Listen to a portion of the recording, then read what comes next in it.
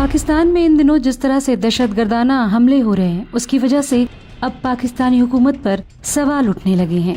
گزشتہ جمعرات کو ایک بار پھر پاکستان کے پارا چنارا میں دہشت گردوں نے پشاور جانے والی ٹرین میں 45 منٹ تک اندھا دھند فائرنگ کی، جس میں 41 افراد جاں بحق اور 45 زخمی ہو گئے تھے، جبکہ دہشت گردوں نے گن پوائنٹ پر بہت سے مسافروں کو اغوا بھی کر لیا تھا اور یہ ساری واردات سیکیورٹی فورسز کی موجودگی میں دہشت گردوں نے انجام دی تھی۔ اس واردات کے بعد پاکستان کے علاوہ دوسرے ملکوں میں بھی غم و غصہ دیکھنے کو ملا۔ ایک طرف جہاں پاکستان کے مختلف شہروں میں بند اور مظاہرے کیے گئے اور نہتے مسافروں پر ظلم و بربریت کی مذمت کی گئی، تو دوسری طرف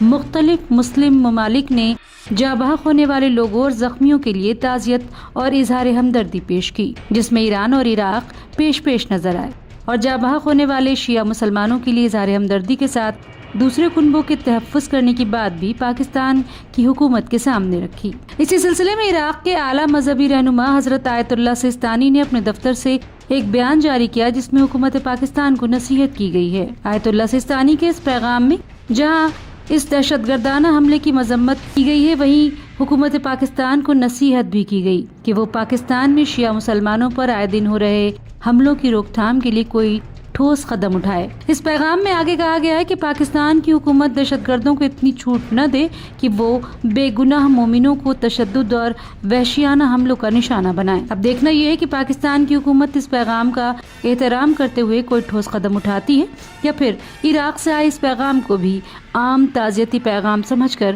نظر انداز کر دیتی ہے۔